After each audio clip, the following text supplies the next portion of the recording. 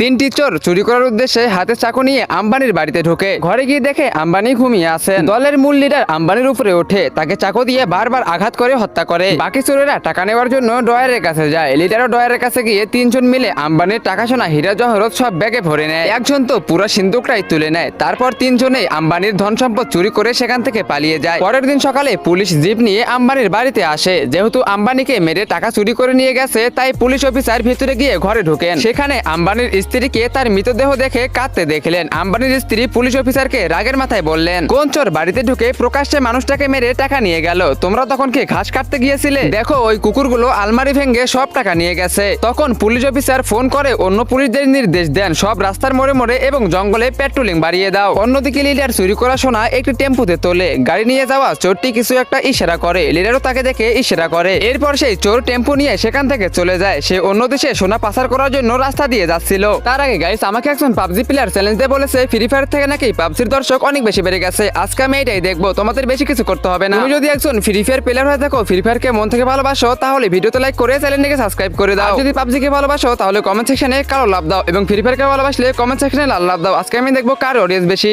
কিন্তু সামনেই police patrolling এর জন্য দাঁড়িয়েছিল। পুলিশ টেম্পো চেক করার জন্য পিছনের ট্রলিতে তাকিয়ে দেখে সেখানে সোনা রাখা আছে। তখন পুলিশ অফিসার সেই চোরকে বলে, আরে নিচে নাম। চোরটি নিচে নামে। পুলিশ অফিসার তার দিকে বন্দুক তাক করে। তখন সেই চোরটি বন্দুকের কথা জিজ্ঞেস করলে পুলিশ বলে, চুপ থাক গজ্জু। তারপর সেই চোরটি দৌড় দেয়। পুলিশ অফিসার তার পিছনে ধাওয়া করে, কিন্তু তার বন্দুকের গুলিতে সমস্যা ছিল। চোরটি দৌড়াতে দৌড়াতে নিজের আস্তানায় আসে এবং লিডারের সামনে গিয়ে দাঁড়িয়ে বলে, কমিশনার সাখাওয়াত সব রাস্তায় পেট্রোলিং এর নির্দেশ দিয়েছিলেন। আমাদের পাচারের সোনা তারা ধরে ফেলেছে। এখন আমরা আর সোনা নিয়ে যেতে পারবো না। লিডার রাগে চিৎকার করে বলে, তাদের এত বড় সাহস, দাঁড়া দেখাচ্ছে তাদের। এরপর সে বলে, তোমরা শুধু আমার সাথে চলো। এরপর তারা তিনজন মিলে তাদের চুরি করা গাড়িগুলোর কাছে আসে এবং তিনজন তিনটি গাড়িতে বসে বেরিয়ে পড়ে। তারা গাড়িগুলো নিয়ে পাপ্পু গ্যারেজ নামের একটি গ্যারেজে আসে। লিডার গাড়ি থেকে নেমে পাপ্পুর কাছে গিয়ে বলে, এই তিনটি গাড়িকে সোনা দিয়ে মুড়িয়ে দাও। সে পাপ্পুকে 10 কোটি টাকা দিয়ে বলে 5 কোটি কাজের জন্য আর 5 কোটি মুখ বন্ধ রাখার জন্য। পাপ্পু বলে, কাজ হয়ে যাবে। লিডারের দেওয়া সোনার পাতাগুলো দিয়ে পাপ্পু গাড়িগুলোতে কাজ শুরু করে দেয়। একটির পর একটি গাড়ি সোনা দিয়ে তৈরি করে দেয়। এরপর সোনার উপর নীল রঙের আস্তরণ দিয়ে সেগুলোকে সাধারণ গাড়ির মতো লুক দেয়। কাজ শেষ হলে লিডার পাপ্পুর কাছে এসে তাকে বলে,